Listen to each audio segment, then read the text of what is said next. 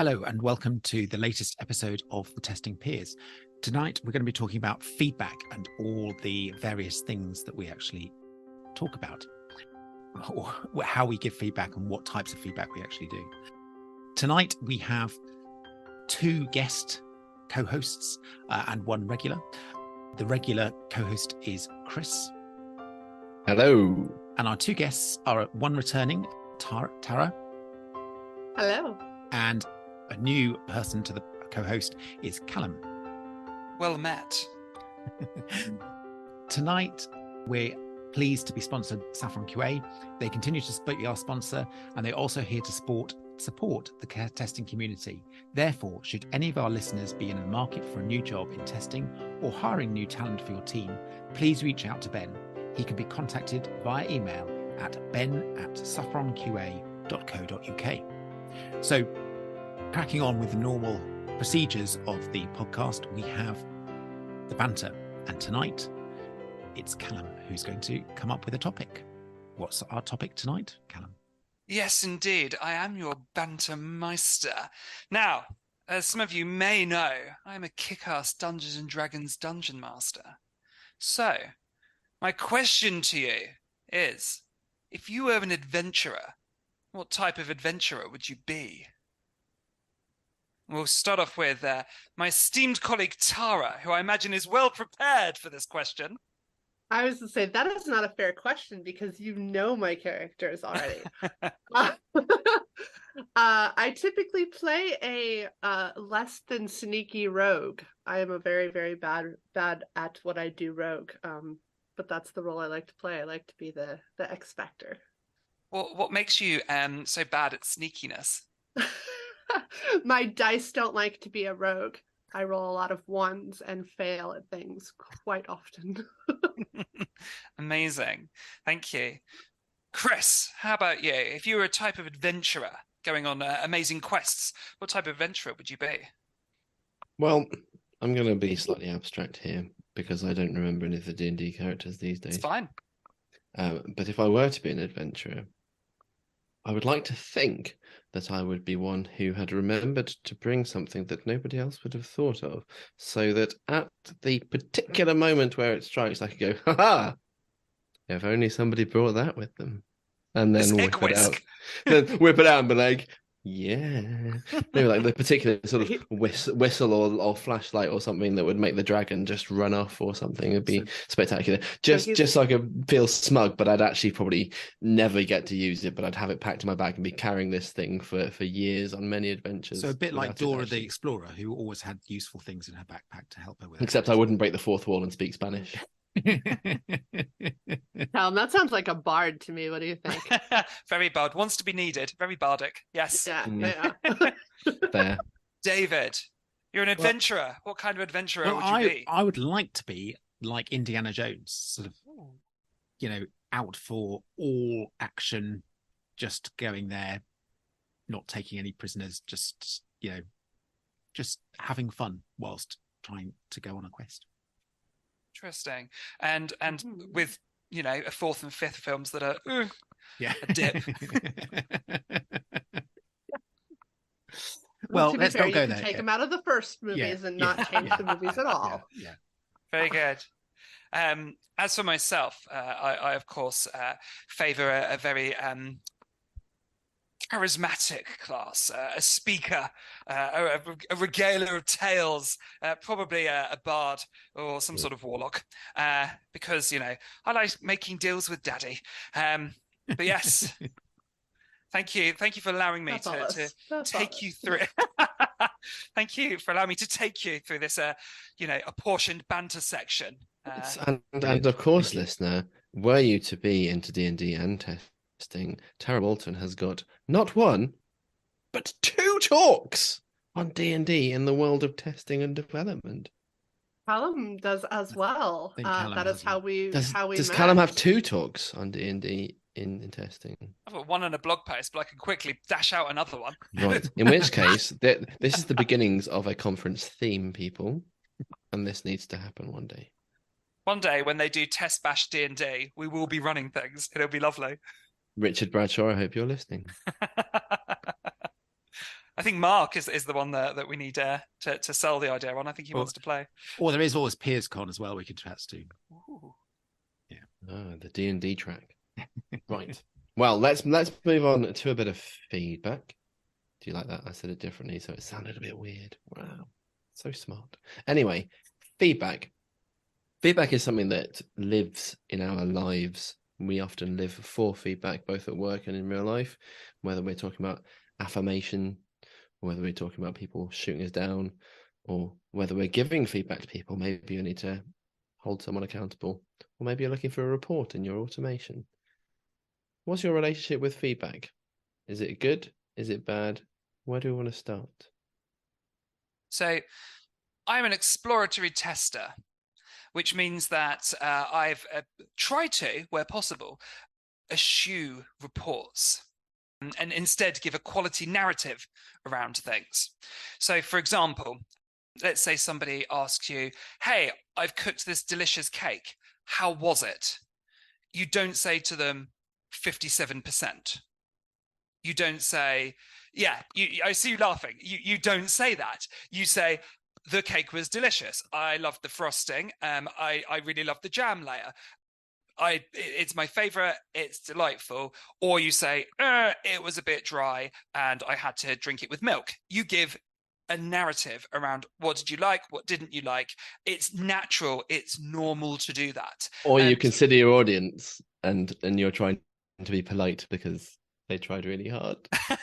Well, yes, exactly. But again, even with that, if you're trying to, if it's your kids that have made cakes, so they go, oh, Papa, that's how children speak. Papa, I've made these cakes for you. And how do you feel about them? You say they're delightful and I love the sprinkles and I'll find amazing things to say about them to boost you up. You don't say 17.2. You don't say that. Or 52 of my tests have not yet been run.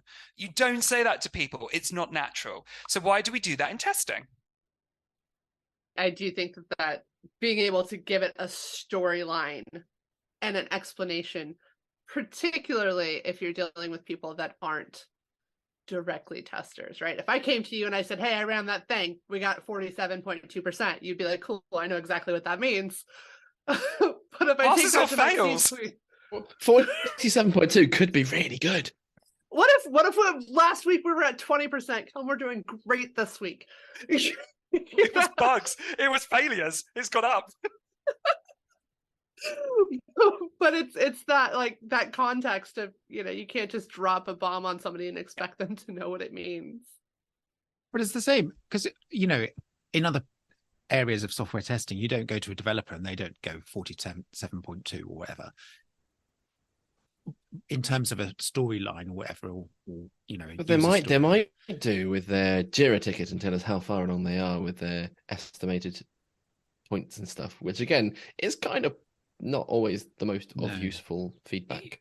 Do you find that people do that? Because I find in a stand-up, if a developer's talking to a team and when the team is engaged and when a team member's that, they'll usually say, oh, I've been working on this AI, this API, I've integrated it with this and I'm finding these problems with it that I'm trying to solve and I need help with it, but this is working.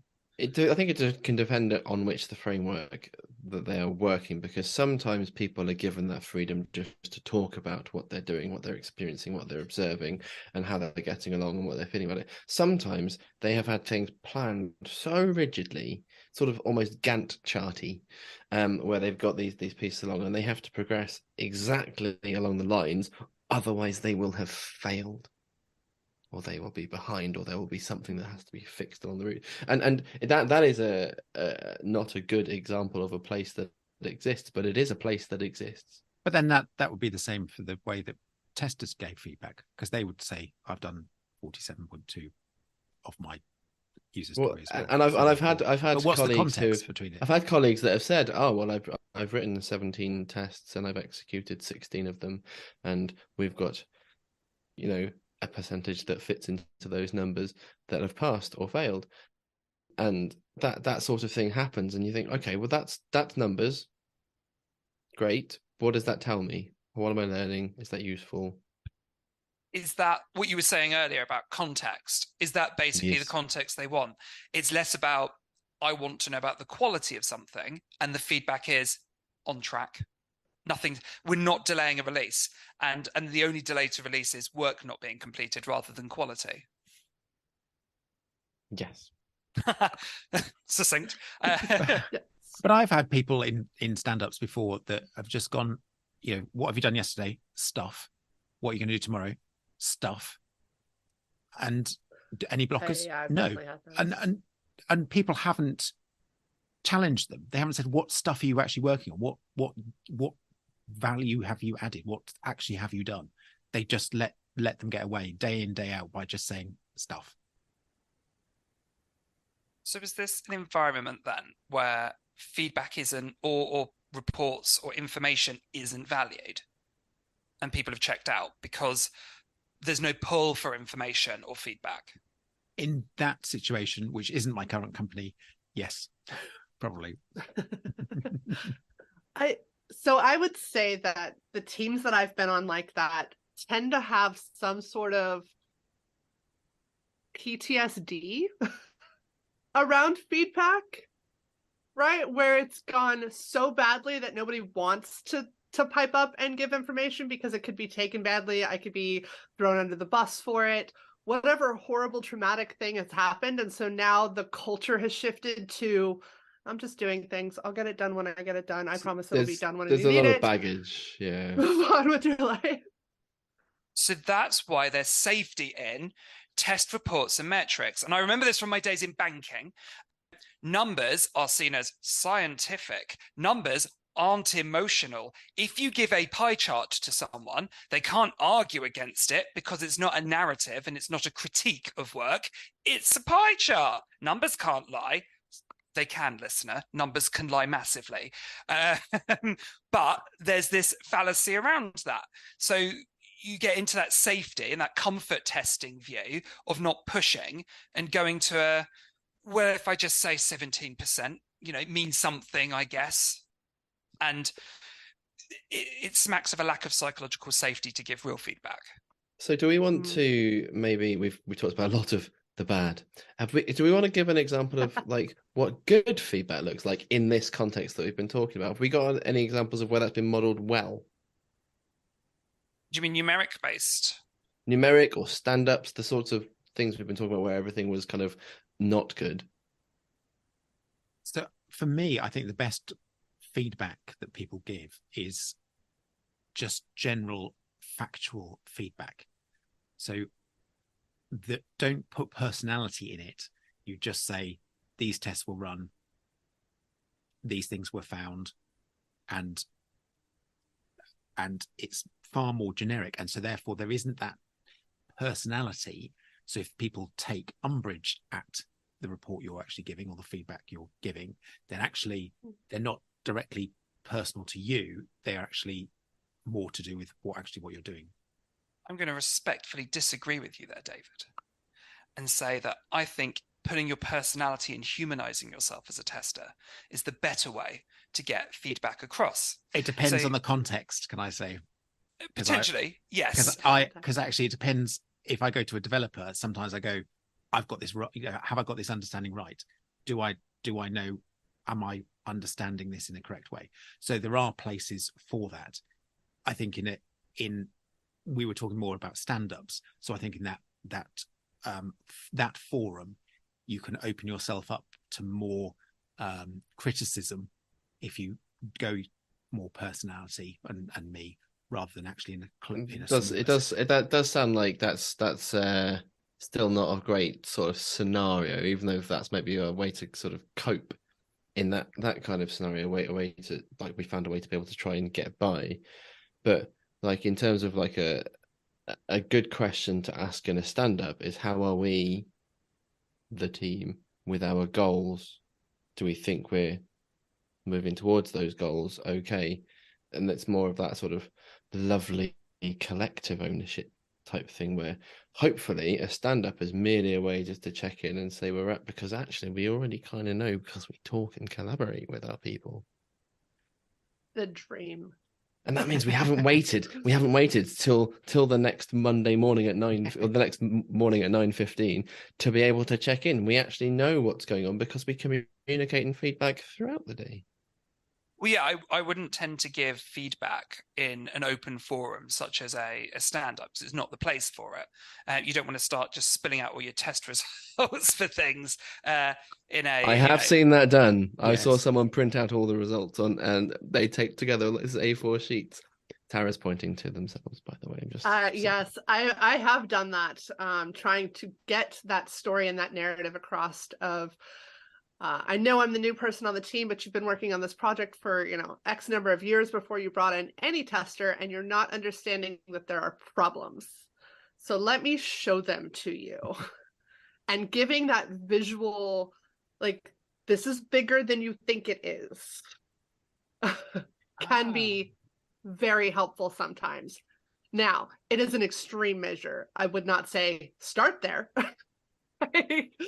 But it was that moment of being able to go to the project manager and going, nobody's taking this seriously. This is a big problem. Is this okay with you if I bring in this visual that's going to show everybody how bad this really could get very quickly? And so having those little conversations of like, how do you want me to present this, or what are you actually asking for in feedback? Because a lot of times people don't care what the percentage of test cases moving on. They're like, are we going to be able to release, yes or no? So finding out what the actual question is, and then maybe doing something a little extreme to go, nope, we are not there. Okay, you didn't believe me when I said we're not there, but like, let me show you. I think, like you said, that's extreme, but you did say something that really resonated with me, which was you went and spoke to someone and gave them a heads up that we were going to do that. And I think that's really important with any form of feedback, is that heads up and that warning that it's going to happen, because it helps set out that your stall. It helps set out, hey, I'm here. Mm-hmm. I'm going to give you feedback. It's not to dig at you. It's not to attack you. It's to help. And setting up that expectation, that contract between people, I think really helps, especially when it comes to, feedback where people unsolicited feedback can really put people on the back foot. Oh, absolutely. I think sometimes though, well, if you do that, then you need to be consistent, because I've had situations before where people have said to me, oh, don't worry about this, don't worry about this, don't worry about this. And then they didn't. So therefore I started worrying because they hadn't confirmed that it wasn't something to worry about. So if you do go down that route, that's absolutely fine. But you need to make sure that whether it's good or bad, you give feedback or prepare them. So do the rest of you book in like debrief sessions after your testing with your developers? Blank faces. So. No, not really. Not sort of explicitly booking ones in, but No. When I've been testing and I've done these things, if I haven't had the pleasure of doing it in a pairing session with developer, in which case that's live and beautiful, I will always give feedback where I can. I like to write things up, whack them in the compliments, share my notes, because as with anything, if you don't have transparency, if you're keeping stuff to yourself, either good or bad news, that's not going to help the team come on that journey with you. That's taking away from that whole element of the team knows where the team is at and where we're moving towards. And I think that can be, the minute we start holding on to information, positive or negative, I think we're in trouble. But to the earlier point, there's a way of framing feedback in a way that doesn't say you're rubbish, what you have done is bad, we're all going to burn and die, isn't everything terrible? Like, people often talk about testers being the negative ones, the bearers of the bad news and things like that, but actually there's always an opportunity to improve. There's always an opportunity to say, what can we learn from this thing so that going forwards we can do the good things, we can do better, we can improve, we can be agile, dare I say it. But that can be quite a tricky thing to do, and quite a tricky practice to get into when you're quite used to giving back hard and fast feedback on stuff that sometimes isn't very easy to provide a positive outlook on. I think I've gotten stuck on the word that you used, like a debriefing session. I can't say that I've ever had a debriefing session formally, But I can think of times where there's been questions left over, and I've had devs come and say, can I dig into this with you a little bit? Or I know I've done my job well when those can I dig into this with you after the fact becomes, hey, so instead of doing this after the fact, can we talk about it now so I can plan ahead? And I'm like, yeah. You know, but I'm stuck on that debriefing word, and I think that is I don't know, ideally what I like to think of as feedback rather than the typical like numbers or dashboard or, you know, things like that. Like, let's talk about what went wrong here and let's talk about what went right and the narrative of it all. And I think that speaks to what Chris was saying somewhat about not being the bearer of bad news and not just throwing problems at people. When you're giving feedback, and especially as a tester when you're giving feedback, one of the key things we have to be able to do is be a trusted advisor. And that trusted advisor is someone who's on the journey with you.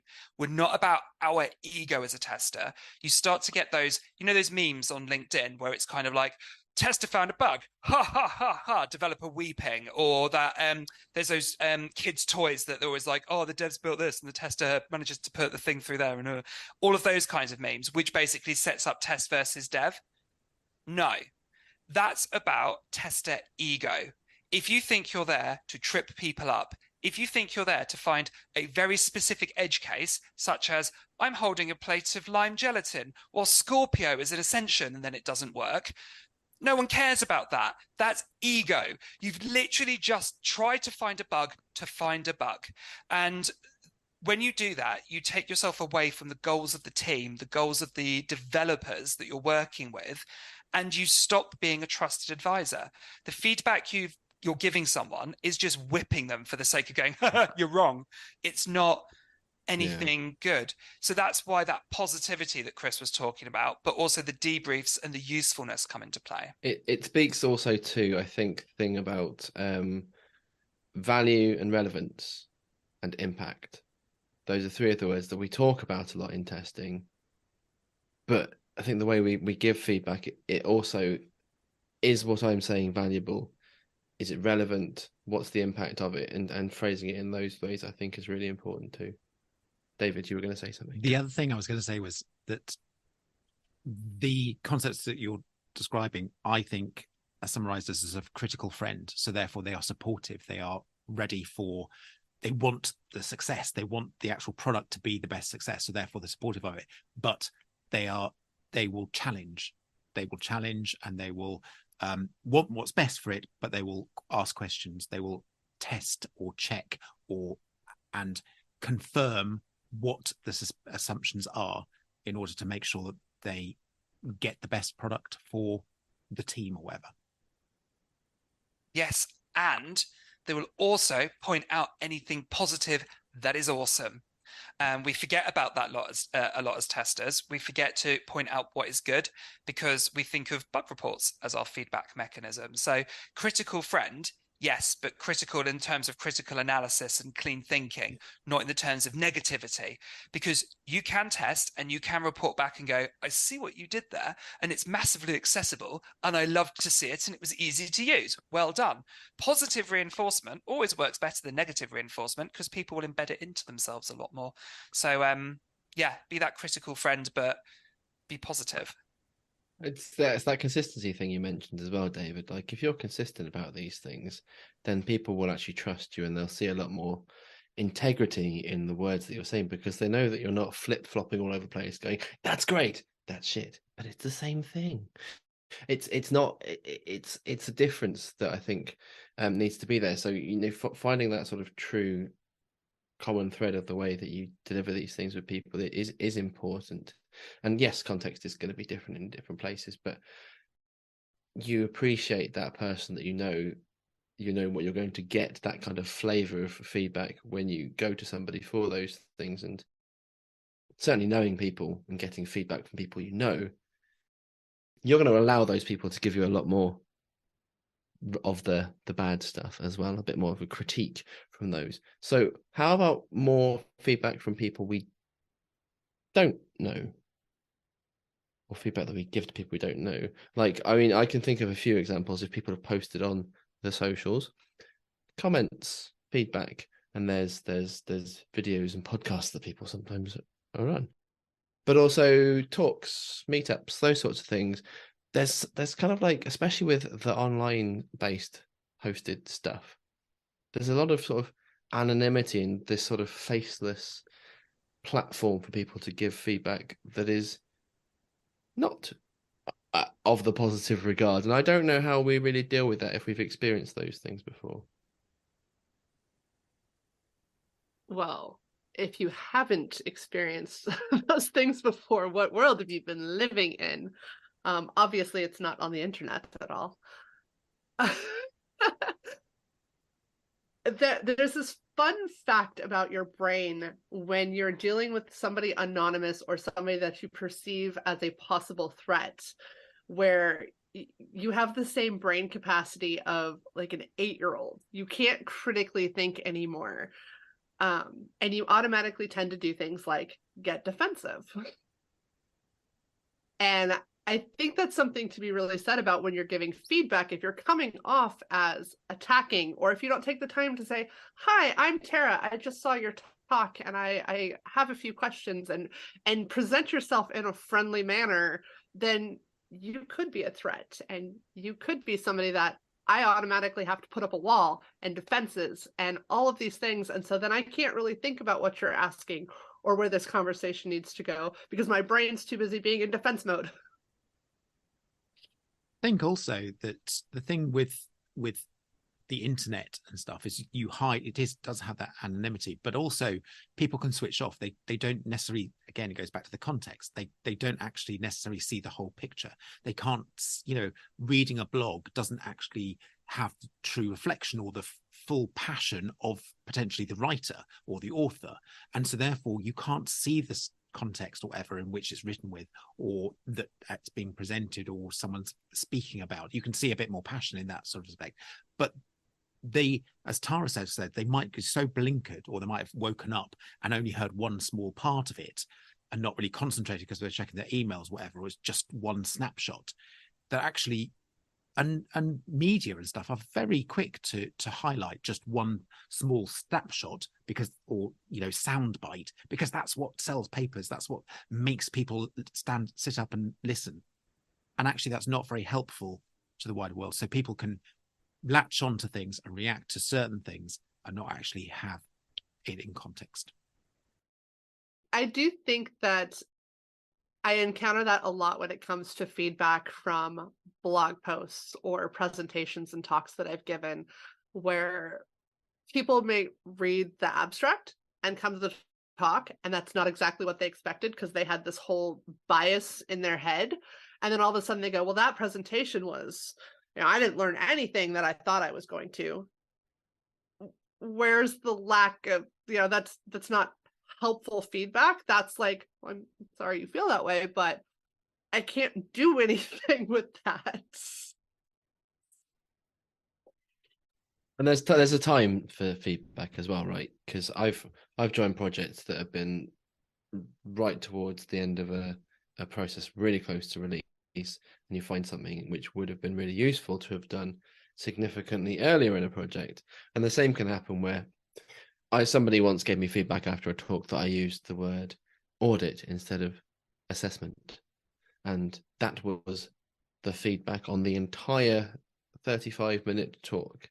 And that would have been a useful thing to have seen when I was making the slides. But right now, that doesn't give me anything to action, anything to work with. It feels like you didn't hear me. And again, not a helpful thing. Timing is quite important with feedback as well. That speaks to what we were talking about somebody who basically just throws a couple of bugs your way. It doesn't show that they've understood or listened or seen what you've tried to put forward at all. So you can then start to dismiss that person, or dismiss the feedbacks that's there. So I will say, as somebody that suffers rejection anxiety a lot, if I get like just a piece of negative feedback and that's it, I tend to dismiss the whole thing. Can you expand on what rejection anxiety means to you? Yeah, rejection anxiety, rejection sensitivity. So to me, I mean, specifically, like I had some events in my past that meant that I did something and basically got rejected for it.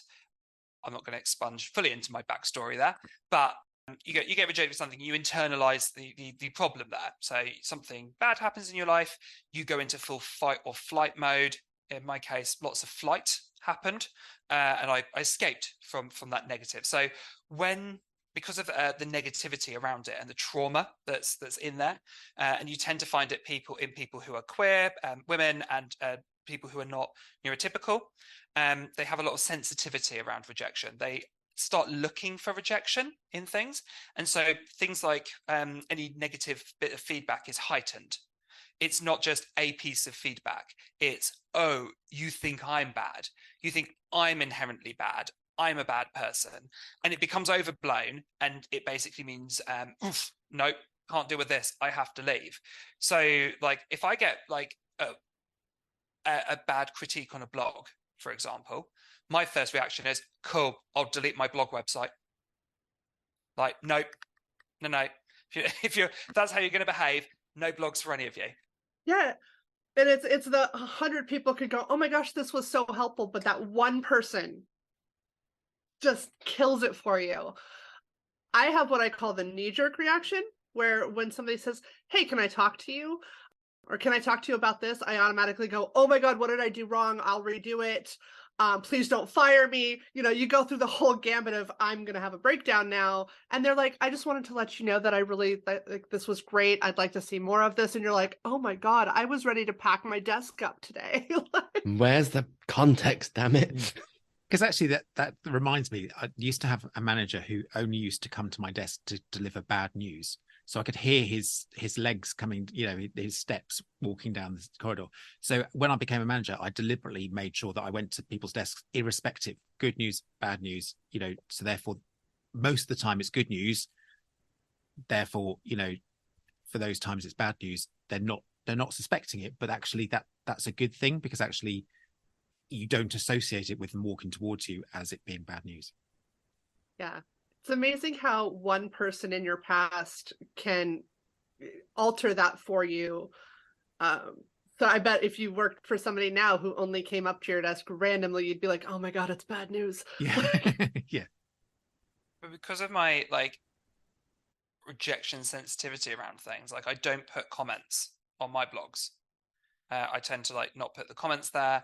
I tend to work in the LinkedIn space, which usually means people have put their real names on there as well. So there's a bit less of that anonymity thing that's going on. I've deleted a few comments in my time because I haven't found them helpful, but I tend to find that, why if the online space is so negative inherently and you just get people saying bad feedback, why put yourself out there for it?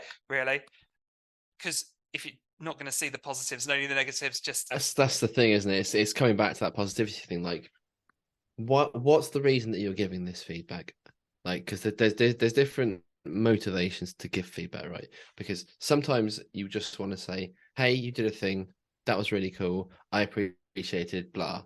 That's actually nice, useful feedback, and you've done something good to somebody. Sometimes you got to do the other thing, which is something toxic is happening, and there's this whole silence is compliance type stuff, and you're like, am I in a safe enough, privileged enough position where I can actually go and challenge that thing in a public space? Probably, although maybe if you know the person, you can go to them and say, hey, by the way, no more, thank you.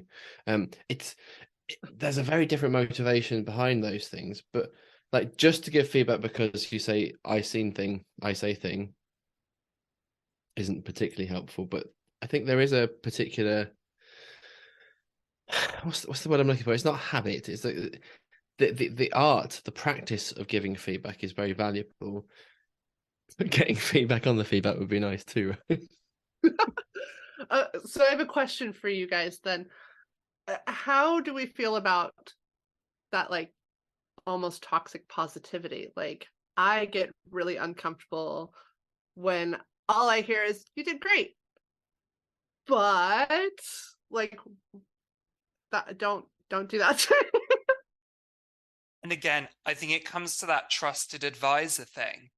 Like, even toxic positivity, it's the same as toxic negativity. It's from a place where you feel it's disingenuous, you don't rate it, it's not giving you vibes that you want, and it's not useful to you. It's not useful. If I'm like, Tara, you're just so great at breathing and smiling. Oh my God. Oh, just, is there anything you can't do in the realm of And I standing? don't want to talk to Callum anymore. but those are things that you're not valuing, or they're not aligned to your goal. You want feedback on things that are taking you forward. So if I was like, that abstract you wrote, here are some really good points about it, I'd be interested in this talk because, I'm interested in the source material, I like how you put it across, it intrigued me, you'd be like, oh, those are things I can work with. And it's about that trusted thing. You can work with it and somebody's engaged with you in that way. Yeah, I like how you put that. I like that trusted advisor. I think that's particularly for testers. That's kind of the goal, right?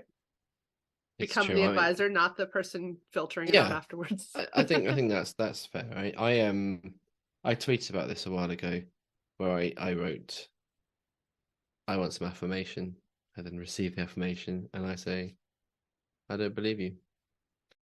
And the response specifically from Lena Zabicha, whose name I still can't say, and I'm really sorry, Lena, but she wrote, sometimes affirmation appreciation doesn't sit well because it's not specific enough. So she then reframed an example from our interaction where she said, Chris, you're awesome. That doesn't sit well. But Chris, your proactivity and friendly manner made me feel so much more included in an event where I would usually struggle to. And you're like, huh. So framing and context in feedback actually provided not only something that I can action and feel better about, but also meant that I've built a bit of a trust with that person. Also, it was interesting because it was totally an echo chamber. I just threw it away, just like you want to feel good about yourself sometimes, and then people say, hey, you're great, and you're like, No, I like that, the specificity of it all. It comes down to what you were saying, Callum, where you're like, you should be able to go into a review and say, hey, I really liked what you guys did with the UI. This was easy to use. And I want to give you your kudos because it was amazing, but you wouldn't just go in and walk into a sprint and say, good job, guys, and then walk out. I think sometimes that does happen though. that good job, but that smacks of being disengaged from what's going on. And again, same with you, Chris, like, it's a lack of specificity makes it sound like I haven't engaged. If I'm just like, you're cool, it doesn't, do I know you, kind of thing. But it feels almost lazy as well, right? Like, what's the point in engaging with this thing that doesn't really feel like there's a reason for those? It doesn't sound genuine in those situations. You need to be able to be genuine in what the feedback you actually give. When it's performative, and the worst time of performative feedback are those annual review cycles. You'll get an annual review cycle where it's mandatory that someone has to say, what's something you liked about this person? What's something you don't like about this person? And as testers, we'll always get the, oh, I don't like that sometimes their bar for quality is really high. And you go, yes, you do like that. I'm a tester. It's my job to have a higher bar for quality than you, but they've had to say it. So it's performative and it's not useful and it's just infuriating. Yeah, when the complaint is, but that's literally my job description. So I can have a lower bar for quality. I won't do anything, but I can have a lower bar for quality, and you won't like that Trust either. Me, I would love to go home early every day, right? But it's, so anything that smacks of performative or just knee-jerk reaction, someone said earlier, it takes away that trusted advisor status, because suddenly you're not getting something useful out of it. It's not meaningful anymore. I think also a key thing possibly to, as we come close towards the end of this lovely time, listener, but it's to also think about, I don't think the goal should be to be a trusted advisor. That's a nice thing to have, But I don't think if your goal is to be a trusted advisor and then you do everything in order to be a trusted advisor, you might be missing the point of the whole breadth of what you're trying to do. And I'm getting a great face from Callum and a good reaction face from Tara as well. So I'm going to just continue. So the goal of a trusted advisor is to someone who gives advice, correct? And they are trusted for that. But I think there is a lot more to you and what you can give in the workplace or as a friend than just being a trusted advisor. And I think what I'm trying to articulate, I'm loving your face, Callum. You're very expressive. Listener, you are missing out. What is theatrical? Theatrical is good, but it's also expressive. So I think the point is, if I try to make my goal purely the goal to be able to provide advice, I think I'm doing what I have potential to do a disservice. Let me reflect that back to see if I understood. Go on. So you're talking not just in a testing context. You're talking as a human being, as an individual. You don't want to just be dishing out folksy wisdom and advice constantly. There's more to you than just that. And some of that is emotional. Some of that is a bit snap judgmenty, because you've got well-rounded sort of like more to you than just that. There's more to you than being that. There's nothing at all wrong with being an advisor. In fact, I think it's a great attribute to have. It's a great tool to have within your toolkit. But to be known as somebody that is also useful and supportive, sometimes doesn't give advice because that isn't the right time to give it. To be able to problem solve, to be able to take on initiative, show initiative, go off and take things on and build upon those things where there isn't a need to give advice. Okay. Yes. I think I've understood. Yes. The term trusted advisor doesn't mean dishing out advice constantly. It means that trusted person who can advise, somebody who you can come to for useful information, that will go out and do initiatives and do other things as well. But when they say something, it is trusted, it is meaningful. It's with integrity and with informed knowledge and all those things. And that's good to be, but we can't make that our goal when we start. Our start is to be able to learn and uncover as testers, but with integrity. Isn't that part of being a trusted advisor though? Learning? I like to think that's one of the things that happens in that. But this is something that is really interesting to talk about, and we could probably do it for, I don't know, another 7 hours. However, we'd probably use up our limit on the Buzzsprout podcast limit, and this has been a really fun conversation that I'm sure we could have a lot more on going forward. But as David has said, we are running out of time, and he has to edit this podcast, listener, and he is an absolute hero for doing so. Thank you, David. But also, massive thank you to Callum and Tara for joining us today. You are also heroes, and we hope to have you back on again soon, because there is obviously an awful lot of exciting and interesting insight that you can provide for us and for our lovely listeners. And lovely listeners, please like, share, subscribe, give us feedback, tell us what you like, what you don't like. If you want to suggest different ideas. Feedback.